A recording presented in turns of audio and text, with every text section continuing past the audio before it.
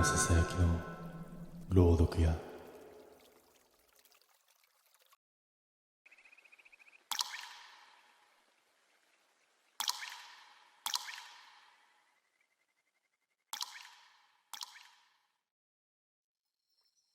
そのキャンプ場を見つけたのは、キャンプ場レビューをまとめている個人ブログだった。写真を見る限り、林間サイトで雰囲気も良く、料金もかなり安い。都内から車で2時間くらいの距離にあるのに、週末でも空きが多いと書かれていた。ただ気になったのが、レビューの数が妙に少なかったんだ。新しいキャンプ場というわけでもないのに、ネットの情報がほとんど出てこない。ブログの記事もどれも少し古かった。穴場ってやつじゃない？友人がそう言ってそこに決めた。山道をしばらく登った先にそのキャンプ場はあった。入り口に小さな管理棟があって古い木の看板が立っている。場内は思っていたよりも広くて区画も多かったが、実際にテントが張られているのは4組だけだった。受付で料金を払うと、管理人が場内の地図を広げながら説明をしてくれた。この辺りが平らで使いやすいです。水場とトイレはここ。夜は結構冷えるんで気をつけてください。一通り説明を聞いた後、管理人が地図を畳みながら、ふと思い出したように言った。あと、最近ソロの人多いんですよ。静かだから。今日も一人来てますよ。それが最初だった。指定された区画にテントを張って、一段落してから水場に行くと、先に一人使っている男がいた。年齢は40代くらい。背が高くて痩せている。深く帽子をかぶっていて、顔はあまりよく見えなかった。大きなバックパックと使い込まれた道具が並んでいて、慣れている人なんだな、というのはすぐに分かった。男はまな板を出して肉を切っていた。大きな肉の塊を黙々と小さく切り分けている。ソロキャンプにしては量が多いなと思った。クーラーボックスもやけに大きい。こちらが水を汲んでいると、男がこちらを見ないまま言った。ここって静かでいいですよね。人も少ないし。それだけを言うと、また肉を切る作業に戻った。包丁がまな板に当たる音だけが水場にずっと響いていた。トントン、トントンと妙に一定のリズムだった。夜になると本当に静かだった。騒いでいるグループもいないし、音楽を流している人もいない。焚き火の音と、たまに誰かが薪を動かす音がするくらいだった。そして夜中にトイレに起きた。テントの外に出ると、林の中は真っ暗で、ランタンの光が点々と見えるだけだった。他のサイトはもうほとんど寝ているみたいで、明かりも少なかった。でも、一箇所だけまだ明るいところがあった。それは昼間、水場で会った男のサイトだった。近くを通ると、またあの音が聞こえてくる。トントン、トントン。昼と同じ包丁の音だった。こんな時間まで肉を切るのか、と思って少し不気味だったが、ソロキャンプで夜更かしをする人もいるか、くらいにその時は思ったんだ。トイレから戻る途中、俺は少し気になって男のサイトの方を見た。男は座ったまま下を向いてずっと何かを切っていたんだ。ランタンの光で手元だけが明るく見えた。その周りにはラップに包まれた肉の塊がいくつも並んでいた。昼間見た時よりも明らかに量が増えているように見えた。次の日の朝、早く目が覚めた。まだ他の連中は寝ていたので、俺は一人で水を汲みに行った。水場の近くから山の奥へ続く細い道があるのに気づいた。俺は散歩でもしようかと思って少しだけ歩いてみたが、すぐに林が深くなって、あまり人が入る感じの道じゃなかったので、途中で引き返した。キャンプ場に戻る途中、前の方から誰かが歩いてきた。あの男だった。山の方から戻ってきていた。帽子をかぶって、昨日と同じ服で、同じバックパックを背負っていた。ただバックパックが少し膨らんでいるようにも見えた。男は自分を見ると少しだけうなずいて、そのまま横を通り過ぎていった。だけどすれ違った時、少しだけ生臭い匂いがしたんだ。魚か肉か、そういう匂いだった。テントに戻って朝飯を食って、昼前には片付けを始めた。帰る準備をしていると友人がふと言った。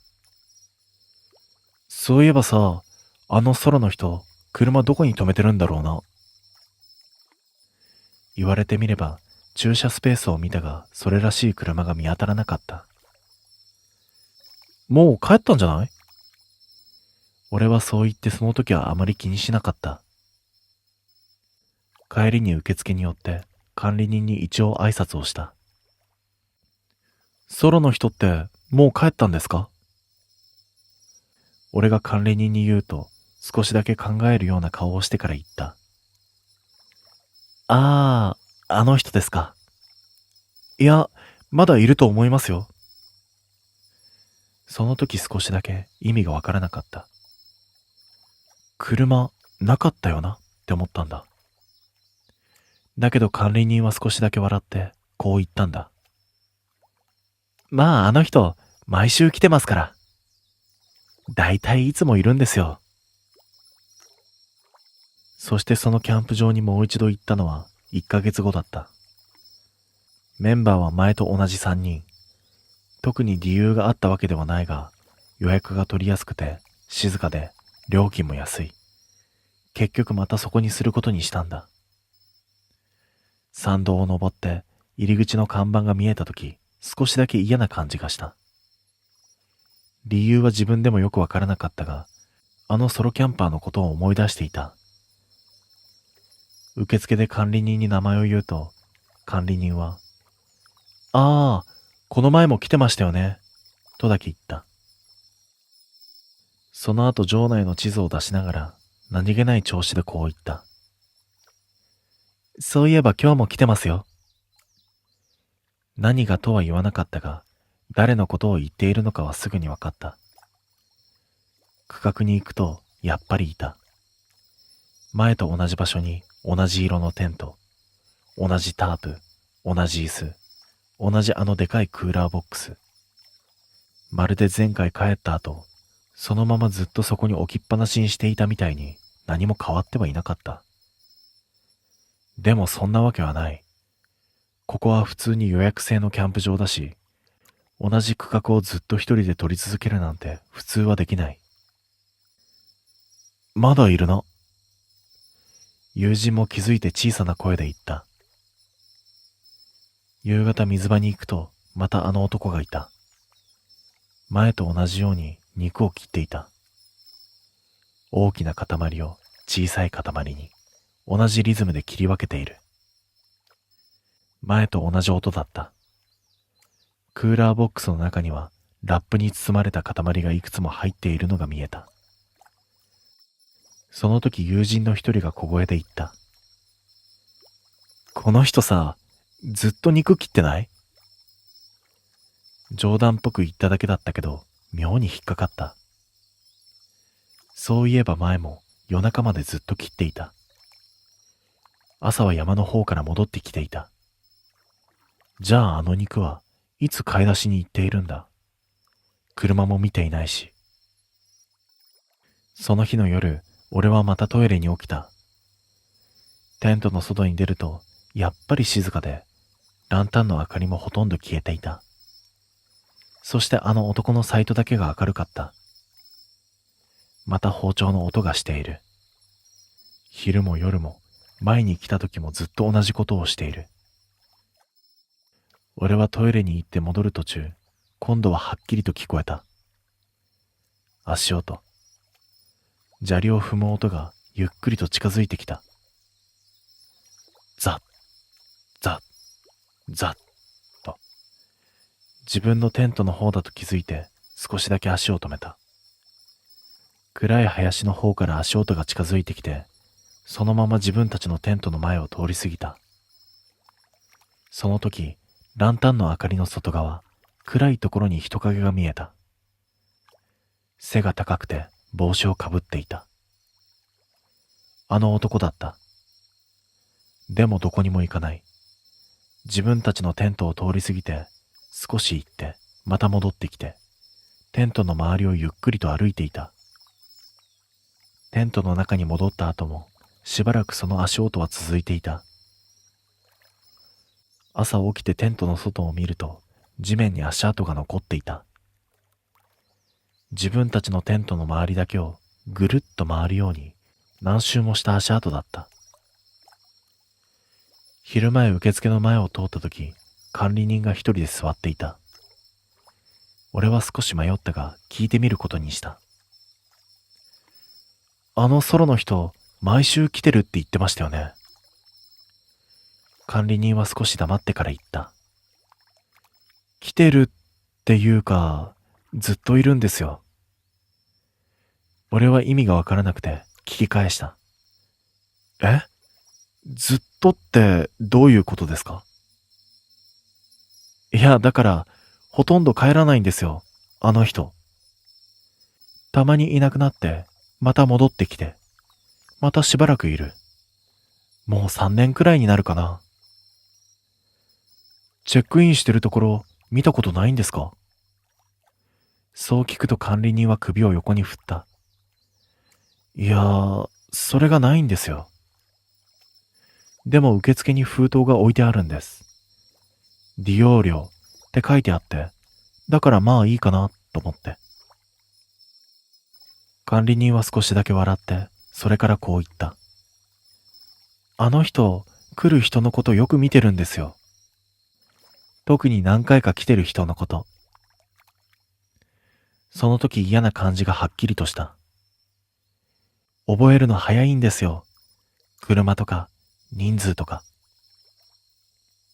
管理人はそこで言うのをやめて、代わりにこう言った。まあ静かにしてくれる人なんで、こっちとしては助かってるんですけどね。その日の夕方、炭を捨てに行くとき、男のサイトの横を通った。男はちょうどクーラーボックスを開けて、中を整理していた。その時一瞬だけ中が見えた。ラップに包まれた塊がいくつも入っていた。その一つからラップの端が少しだけ外れていて、中のものが少しだけ見えていた。肉だと思った。でも色が少し変だったんだ。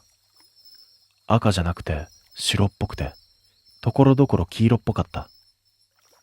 それに形も変だったんだ。切り身というより曲がったままの形をしていた。それは指みたいに見えた。と思った瞬間、男が突然蓋を閉めた。男は何も言わなかった。ただ自分の方を少しだけ見ていた。そしてその日の夜、また足音がした。ザッ、ザッ、ザッと足音がテントの前で止まる。しばらく何の音もしなかった。テントの薄い布一枚の向こうに人が立っている気配だけがある。だけどしばらくすると足音が離れていった。その時友人の一人が小さい声で言った。あの人さ、俺らが前来た時もいたよね。そしてもう一人が言った。うん。前来た時、もう一組、二組いたの覚えてる？言われて思い出した。少し離れた区画に男二人のキャンパーがいた。夜焚き火のところで少しだけ話した記憶がある。あの人たちも何回か来てるって言ってなかった？そこまで聞いて、なんとなく嫌な想像をしてしまった。でもさ、今回あの人たちいないよな。その日の夜はほとんど眠れなかった。足音は一度だけではなくて、夜中に何度も聞こえた。テントの周りを歩く音、そしてゆっくりと同じ速さで何周もしているんだ。ザ、ザ、ザ。音が止まるときは、だいたいテントの入り口の前だった。誰も何も言わなかったが、三人とも起きているのは分かっていた。ようやく朝になって外に出ると、やっぱり足跡が残っていた。自分たちのテントの周りだけ、円を描くみたいに何周も。それを見て、もう一泊する予定だったけれど、全員同じことを言った。もう今日は帰ろうか。誰も理由は言わなかった。片付けをしているとき、管理人が軽トラックで見回りに来た。あれ？今日までじゃなかったでしたっけ？いや、それがちょっと予定変わって、今日帰ることにしたんです。そう言うと管理人は少しだけこっちを見て、それから小さい声で言った。夜、歩いてました。そして俺たちは少し黙ってから、はい、とだけ答えた。管理人は少しだけ迷うみたいな顔をしてから言った。あの人夜になると見て回るんですよ。何回か来てる人のところ、順番に。そこで言葉を切って代わりにこう言った。まあトラブルは起こしたことは一回もないんで、今までは。その今まではがずっと引っかかった。車に荷物を積んでいるとき、あの男がこっちに歩いてきた。そして初めて向こうから話しかけてきたんだ。あれ、帰るんですか？はい。キャンプ好きなんですね。その前もいましたよね。回数を正確に言われた。自分たちがここに来た回数と、それは同じだった。そして男は少し笑って言った。すぐ覚えちゃうんですよ、人のこと。それだけ言うと、また自分のサイトに戻っていった。最後に受付に寄ってから帰ることにした。管理棟の中に管理人がいて、帳簿みたいなノートを見ていた。俺たちは清算して、また来ます、と言いかけてやめた。代わりに聞いた。前に来たとき、ここにいた二組いましたよね。管理人は少しだけ考えてから言った。ああ、男二人の。あの人たちって何回か来てた人たちですよね。最近来てないですよね。管理人はしばらく黙っていたが、やがて小さな声で言った。キャンプって急に来なくなる人多いんですよ。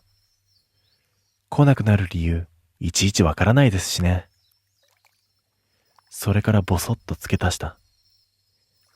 来てた人、来なくなって。来てた人来なくなって、しばらくするとあの人、肉の量が増えるんですよ。何を言われているのか、すぐには理解できなかった。理解したくなかったという言い方の方が近い。その日の帰り道、しばらく車の中で誰も喋れなかった。高速に乗る前コンビニに寄って昼飯を買って駐車場で食べた。その時に友人が急に言った。なあ、あの人の車さ、見たことある？言われてゾッとした。一回も見てないんだ。じゃああの男はどうやってあそこに来て、どうやって帰るんだ？その日の夜家に帰ってから、俺はなんとなく気になって、あのキャンプ場の名前を検索した。あまり情報は出てこなかったが、古いブログが一つだけ出てきた。個人のキャンプブログで何年も前の記事だった。そのキャンプ場に行った時のことが書いてあった。記事の最後の方にこう書いてある。そういえば、いつもいるソロキャンパーのおじさんがいた。その人のことを管理人さんに聞いたら、もう何年もほとんどずっといるらしい。そう言われたんだ。まあちょっと怖いけど、悪い人ではなさそうだ。だけどすごい量の肉をいつも切ってた。そこまで読んでスクロールをすると、キャンプ場で撮った写真が何枚か貼ってあった。集合写真みたいなやつだった。何人かのキャンパーが一緒に写っている写真。その写真の端に少し離れたところで椅子に座っている男が写っていた。深く帽子をかぶったあの男だった。そして写真の下にはこう書いてあった。写真に写っている人たち、この後何人か来なくなったらしい。偶然だとは思うけど、なんかちょっと気味が悪い。そこまで読んだところで変なことに気づいた。その写真に写っている人数が、ブログに書いてある人数より一人多かったんだ。ブログには、この日は5組で10人くらいだったと書いてあるのに、でも写真にはどう見ても11人写っていた。その一人は他の人たちから少し離れた一番端に立っていた。それは帽子を深くかぶった男だった。それから自分たちはそのキャンプ場には行っていない。でも今でも時々思い出すんだ。あの男が言った言葉。すぐ覚えちゃうんですよ、人のこと。あの時あの男が覚えていたのは顔と名前ではなくて、体の大きさとか重さとか、どれくらいの量になるか、そういうことだったんじゃないかなって。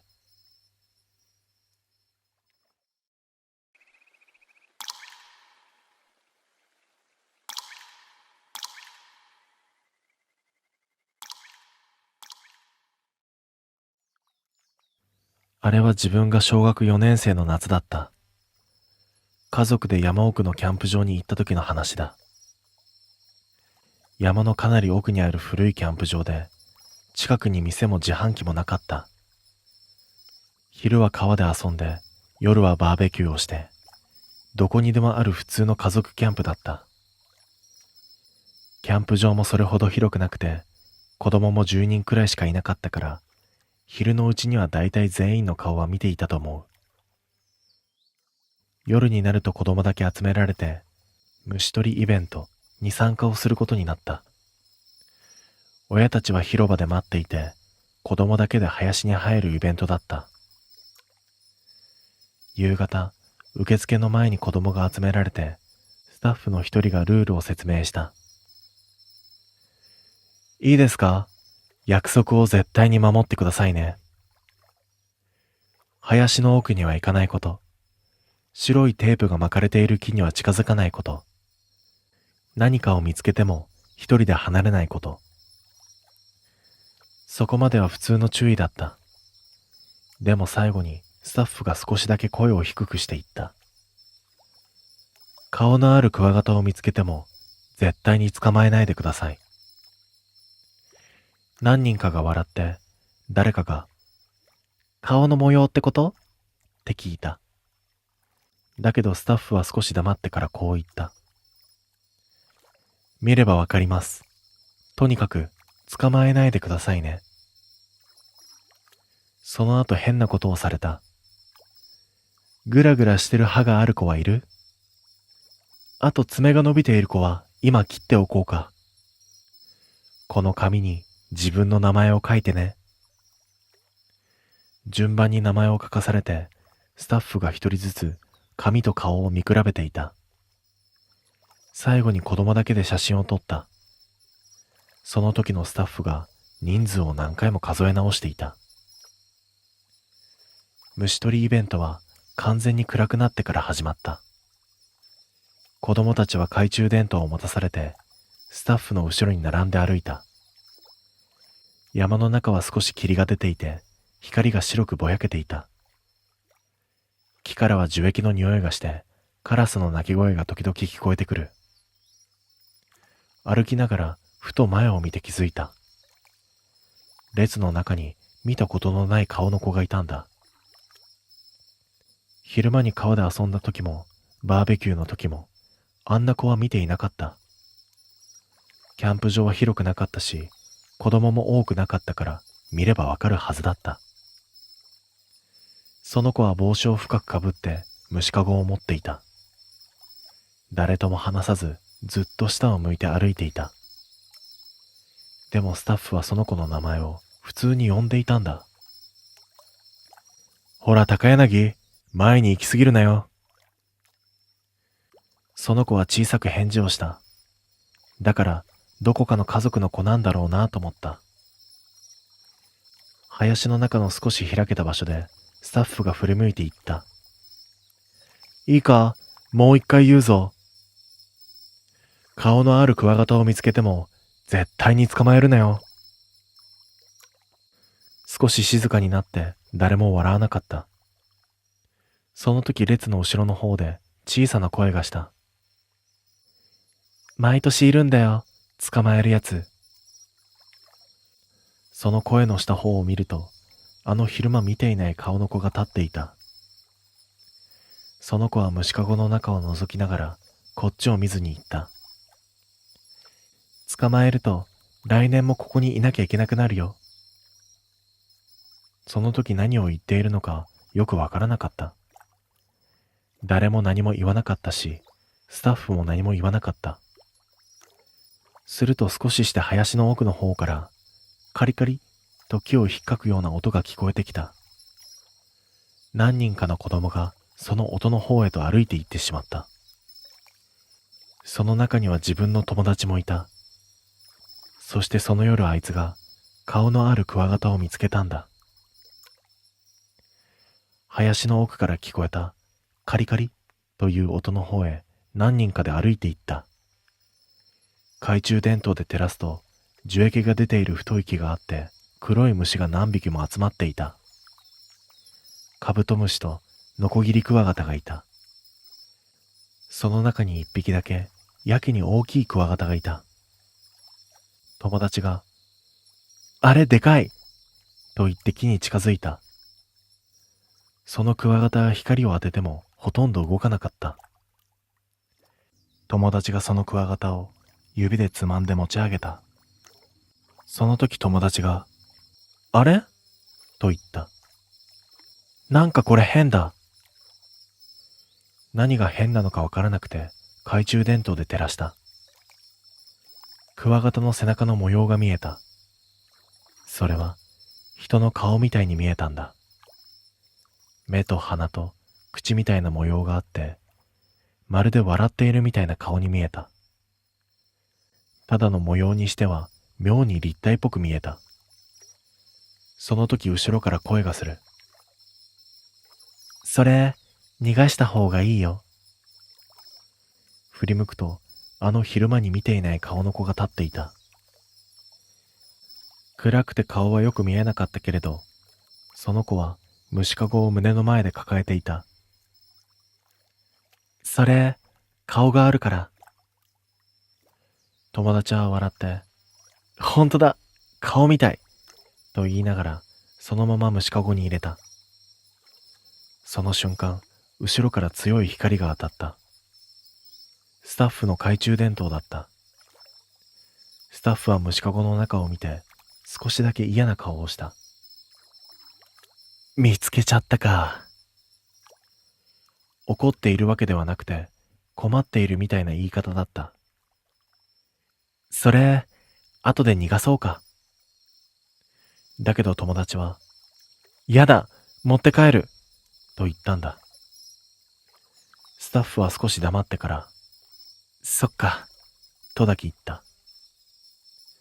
その時に横にいたあの子が小さな声で言う。今年は君なんだね。友達は、何がと聞き返したけど、その子はもう何も言わなかった。その後に笛が鳴って、全員一度広場に戻ることになった。戻る途中に友達が虫かごを揺らすと、中から、コツ、コツっと音がした。元気だな、こいつ。友達はそう言ったけど、その音は虫が暴れている音ではなくて、硬いものがぶつかっているような音に聞こえた。その夜、テントで寝ていると、外を歩く音が聞こえた。砂利を踏む音がテントの周りで止まったり、少し歩いたりしていた。その後テントのすぐ横で、カリカリと音がした。木ではなくて、もっと近く、地面かテントのすぐ外から聞こえる音だった。友達も起きていて、小さい声で言った。なあ、虫かごの音じゃない？友達の枕元に置いてあった虫かごから、コツコツ、カリカリという音がしていた。まるで中から何かが硬いもので引っかいているみたいな音だった。次の日の朝、友達の様子が少し変だった。ぼーっとしていて、あまり喋らなくなっていたんだ。友達のお父さんが、ほら、朝飯だぞ、と言っていたとき、友達は少し黙ってから言った。おじさん。その場にいた全員が一瞬だけ変な空気になった。何言ってんだ、父さんだろって笑っていたけど、友達は困った顔で何も言わなかった。その後紙に自分の名前を書くときも、少し考えてから自分の名前を書いていた。でも虫取りイベントの話になると、急によく喋った。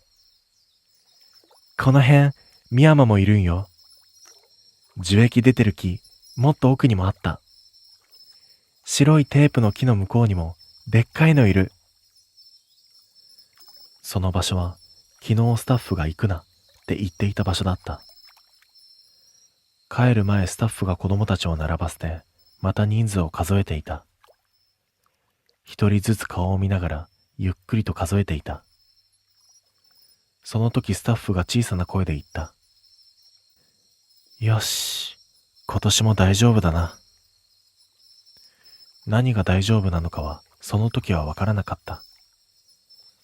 帰りの車で、友達はずっと虫かごを膝の上に乗せて、中のクワガタをじっと見ていた。そのクワガタの背中の顔が、少しだけ友達の顔に似ている気がした。あのキャンプから帰った後、友達は少しずつ変わっていった。前より喋らなくなって、学校でも一人でいることが多くなった。でも虫のことだけは異常に詳しくなっていて、先生よりも昆虫の名前を知っていた。だけどしばらくして、その友達は引っ越したと聞いた。それからは一度も会っていない。大人になってからふとあのキャンプ場のことを思い出して、名前を検索してみた。キャンプ場の名前はまだ残っていて、今も営業しているみたいだった。でも少し調べているうちに変な記事を見つけた。昔の新聞の記事だった。山で子供が行方不明になったという記事だった。記事にはこう書いてあった。山の中で子供のものと思われる虫かごが見つかった。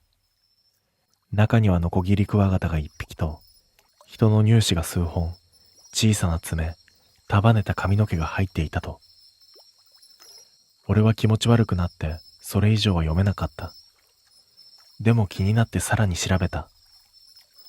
古いブログや掲示板に、あのキャンプ場のことが少しだけ書かれていた。虫取りイベントの前に爪を切られた。歯が抜けそうな子はスタッフに何か言われた。子供だけ写真を撮られる。虫かごをスタッフに預ける時間があった。顔のあるクワガタを捕まえた子が次の日から変になった。そこまで読んだ時に思い出した。虫取りイベントの説明の時、スタッフが言っていた言葉。顔のあるクワガタを見つけても捕まえないでください。ただの気味の悪いルールだと思ってた。でも違った。捕まえたらいけなかったのは珍しい虫だからでも危ない虫だからでもなかった。大人になってからキャンプ場のブログに載っていた昔の虫取りイベントの写真を見つけた。子供たちが並んで虫かごを持って写っている写真だった。その写真の端に机が写っていた。机の上に透明なケースがいくつも並んでいた。中にはクワガタが入っている。その中の一匹だけ背中に顔のあるクワガタがいた。よく見るとその机の上にクワガタのケースとは別に小さなプラスチックの箱が置いてあった。それは乳歯を入れるケースだった。その横に爪切りと輪ゴムで束ねた髪の毛が置いてあった。そこで俺はやっとわかった。顔のあるクワガタは模様なんかではなかったんだ。歯と爪と髪の毛で人の顔を作っていたんだ。毎年虫取りイベントで顔のあるクワガタを山に放す。それを捕まえた子供から歯と爪と髪を取る。そしてまた新しい顔のあるクワガタを作る。だからスタッフは言っていたんだ。顔のあるクワガタを見つけても捕まえないでください。あれは優しさじゃなかった。次の顔になるから捕まえるなって意味だったんだ。あのキャンプの写真を最後にもう一度だけ見た。子供たちの後ろにスタッフが立っている。そのスタッフの一人後ろに帽子を深くかぶって虫かごを持っている子供が映っていた。その子の顔を見たとき、やっと思い出した。虫取りの列にいた昼間見ていない顔の子だった。その子は少しだけ口を開いて笑っていた。その子の前歯が一本もなかったんだ。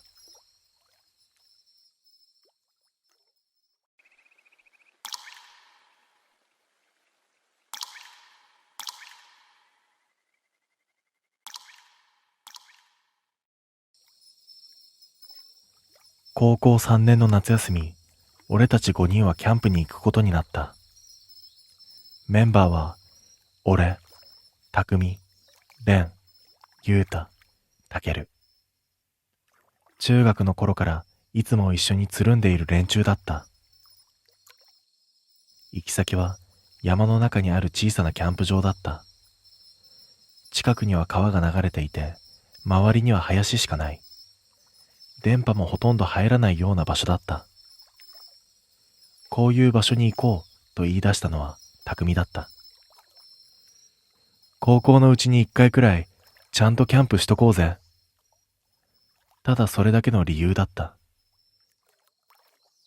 昼過ぎに着いてテントを立てて火を起こして肉を焼いた。ゆうととたけるは火起こしで騒いで、レンは黙って川を見に行って、匠はずっとスマホで写真を撮っていた。俺はというと特に何をするでもなく、少し離れたところから川を眺めていた。その川は思っていたよりも流れが速くて、深いところは底が見えなかった。水の色が濃い緑というか、黒に近い色をしていた。石を一つ拾って川に落としてみた。ポチャンという音がしてすぐに見えなくなった。そしていつの間にかユータが横に立っていた。ユータは川を覗き込みながら少し嫌そうな顔をしていった。俺さ、こういうところちょっと苦手なんだよね。え？どうして？って聞くと、ユータは少し笑っていった。下見えないとさ、なんかいそうじゃん。足とか掴まれそうで。冗談っぽく言ってたけど、ユータはそれ以上川に近づこうとしなかった。その時レンが戻ってきて言った。この川って昔流された人がいるらしいよ。管理人から聞いた話らしかった。ずっと前に子供が流されてしばらく見つからなかったらしい。見つかったのは少し下流の岩が多い場所だった。岩と岩の間に体が挟まった状態で見つかったらしい。そこでレンは少しだけ間を空けてから言った。見つかった時笑ってたんだって。タケルが、え？と声を出した。レンは少しだけ笑いながら説明した。溺れた人は苦しそうな顔ではなくて、口が開いたまま固まって、笑ってるみたいな顔になることがあるらしい、という話だった。その話を聞いてから、なんとなくみんなあまり川に近づかなくなった。夕方になって山の向こうに日が沈むと、急に周りが暗くなった。街灯なんてものはなくて、テントのランタンの光だけがやけに明るく見えた。やることもなくなって誰かが言い出した。肝試しをしようと。キャンプ場から少し上流に行くと古い橋があるらしく、そこまで行って戻ってくるだけという単純なものだった。懐中電灯は2本しかなかったから2人ずつで行くことになった。順番は最初に俺とユータ、次に匠とレン、タケルはテントで待っている係になった。夜の山は思っていたよりずっと暗かった。ライトを消したら本当に何も見えなくなる暗さだったんだ。橋までは川沿いの細い道を歩いていく。右側が林で左側が川。ずっとザーっていう川の音がしていた。橋に着いてからは写真を撮って少しだけ休んで、俺たちは来た道を戻り始めた。帰り道は行きよりも暗く感じた。俺が前を歩いて、ユータが後ろを歩いている。しばらく歩いていると、後ろから足音が聞こえなくなった気がした。気のせいかとも思ったけど、なんとなく気になって俺は振り返った。あれ？ユータ？少し間があってから暗闇の中から声がした。何？いるよ。声は少し離れたところから聞こえた。懐中電灯を向けると、ユータは川側の方に立っていた。道から少し外れた石が多い場所だった。何してんだよ。悪い。ちょっと足滑らした。そう言ってユータは笑った。それからユータは道に戻ってきて、また俺の少し後ろを歩いた。やがてキャンプ場の明かりが見えてきて、テントのところにまで戻った。タケルが、おかえりって言って、入れ替わりで匠とレンが橋の方へと歩いて行った。俺は椅子に座って、ぼんやりと火を見ていた。パチパチっと音がして、火の粉が時々空に上がっていった。どれくらい時間が経ったのかわからない。10分くらいだったと思う。やがて匠とレンが戻ってきた。マジでなんもないな、と匠が言った。暗いだけだったよ、とレンも言った。だけどその時タケルが言った。あれ？ユータは？俺は顔を上げる。え？ユータトイレ？そう言われて、俺は周りを見た。テントの中、車の近く、炊事場の方。どこにもユータはいなかった。いや、一緒に戻ってきたけど。俺がそう言うと、匠が変な顔をした。え？俺らが戻ってきた時、お前とタケルしかいなかったぞ。レンも何も言わずにうなずいた。その瞬間、背中が少し寒くなった。いや、さっきまでいたって。そう言いながらもう一度周りを見たけど、やっぱりどこにもいなかった。その時どこからか水の音が聞こえた気がした。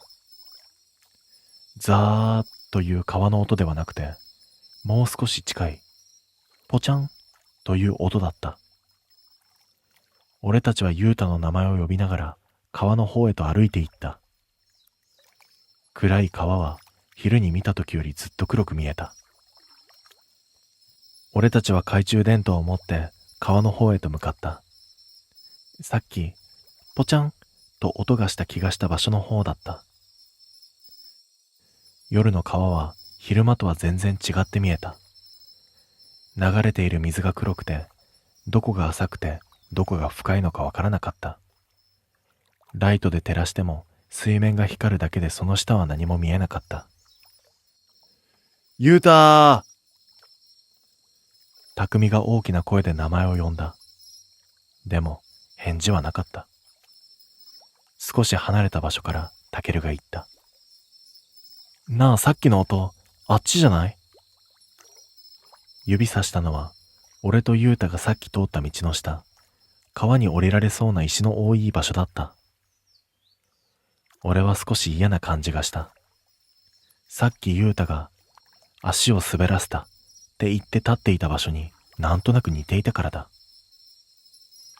俺たちは足元を照らしながらゆっくりとそこまで降りていった。石が濡れていてかなり滑りやすかった。ユータ、いたら返事して。レンも少し強い声で叫んだ。その時だった。チャプと水の音がした。みんな一瞬黙って音がした方にライトを向ける。でも何もいなかった。流れている水と岩しか見えなかった。今、なんか音したよな。とタケルが小さい声で言った。誰も、しなかった、とは言わなかった。俺は川の中をライトで照らした。岩がいくつもあって、水の流れで影が揺れていた。その影の中に一瞬だけ、人が立っているように見えた。膝くらいまで水に浸かって、こっちを向いて立っているように見えた。俺は思わず声が出た。ユータ？ライトを少し上に向ける。でもそこにあったのは人ではなくて少し大きな岩だった。影が人の形に見えただけだった。ユータいた？と匠が聞いた。いや、岩だった。そう答えたけれど、さっき一瞬見えたものがどうしても岩には思えなかった。その時後ろの方から声がした。おーい。全員一斉に振り返った。暗闇の中にライトが2つ見えた。キャンプ場の方から管理人のおじさんともう一人の大人が歩いてきた。匠が連絡していたらしかった。まだ見つからないのか？管理人のおじさんがそう言って俺たちのところまで降りてきた。俺たちは一緒に橋に行ったこと、帰り道で一緒にいたはずなのにいなくなったことを説明した。管理人は少し黙ってから川をライトで照らしてこう言った。流されたかもしれないな。その言葉を聞いた瞬間、さっき聞いた話を思い出した。昔流されて岩に挟まって笑って見つかった子供の話。急に川の音が大きく聞こえた気がした。今日はもう危ないから探すのは明日にしよう。警察にも連絡する。管理人がそう言った。いや、でも、とタケルが言いかけた。その時また近くで音がした。ぽちゃん、と。全員音のした方を見た。ライトを向ける。水面が少しだけ揺れていた。その揺れの向こう側、岩と岩の間の暗い隙間が誰かの口みたいに見えた。俺はなんとなく思った。あそこに何かが挟まっているような気がするって。でもライトをずっと当てていると、ただの岩の隙間にしか見えなかった。それで結局、ユータは見つからなかった。俺たちはほとんど眠れないまま朝になって、親と警察が来て事情を説明して、そのまま家に帰された。帰る前にもう一度だけ川を見に行った。昼間の川は昨日と同じはずなのに、全然違う場所みたいに見えた。夜に見たあの黒い水の場所がどこだったのかわからなかった。その時レンが小さな声で言った。なあ、昨日さ、俺ら橋から戻るとき、一回後ろから足音聞こえなかった？俺は何も言えなかった。その夜の帰り道で、俺は確かに後ろから声を聞いた。いるって。あの声が本当にユウタだったのか、その時はまだわからなかった。ユウタがいなくなってから3日後だった。警察と消防が入って、川の捜索が本格的に始まった、と匠から連絡が来た。俺たちも来るようにと言われて、その日の朝、もう一度あのキャンプ場に集まった。あの日と同じ道を通って、同じ駐車場に車を止めて、同じ川の横を歩いた。まだ川のはずなのに、その場所だけ少し寒い気がした。川の少し下流の方に、警察と消防の人たちが集まっていた。ロープを張って、長い棒みたいなもので川の中を探っていた。俺たちは少し離れたところで、それを見ていることしかできなかった。どれくらい時間が経ったのかわからない。1時間くらいだったかもしれない。その時、川の中に入っていた人の一人が大きな声を出した。いたぞ！空気が変わったのが分かった。周りにいた人が一斉にその場所に集まる。俺たちも気づいたらそっちに近づいていた。下がってください。と言われたけど、少し離れた場所から川の中が見えた。岩がいくつも重なっていた場所だった。水の流れが少しだけ強くなっているところだった。その岩と岩の間に何かが挟まっていたんだ。最初それが何なのかわからなかった。だけど服みたいなものが見えて、白いものが見えて、それから人の腕が見えた。消防の人が何人かで川に入って、挟まっているものを引き上げようとしていた。でもなかなか動かなかった。挟まってるなぁ。誰かがそう言ったのが聞こえた。だけどしばらくして体が少し動いて岩の間から顔が見えた。その顔はユウタだったんだ。目が開いていて口も開いていた。水の中でゆっくりと体が揺れている。そして笑っているように見えた。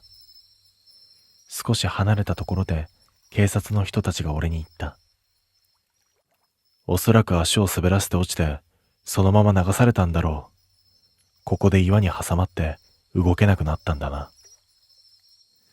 足を滑らせて落ちた。その言葉を聞いた瞬間、あの夜のことを思い出した。帰り道、後ろから足音が聞こえなくなって、俺が振り返った時のこと。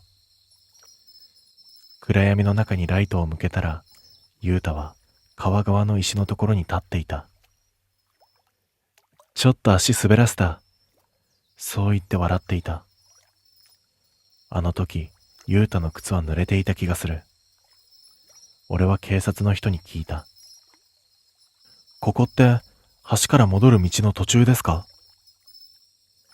警察の人は少し考えてから言った。そうだな。上流の橋から流されたなら、この辺りに引っかかってもおかしくはない。俺はもう一度川を見た。岩と岩の間に挟まって引き上げられたユウタの体は地面に寝かされて青いシートをかけられた。でもシートをかける前、最後に一瞬だけユウタの顔が見えた。口が開いたまま笑っているみたいな顔だったんだ。その顔を見た瞬間、思い出した。あの夜俺が振り返って、ユウタ？と叫んだとき、少し間があってから暗闇の中から聞こえた声。ここにいるって。もしあの時もうユウタが川に落ちて流されてこの岩の間に挟まっていたとしたら、あの夜俺が後ろから聞いた返事は一体誰の声だったんだろう。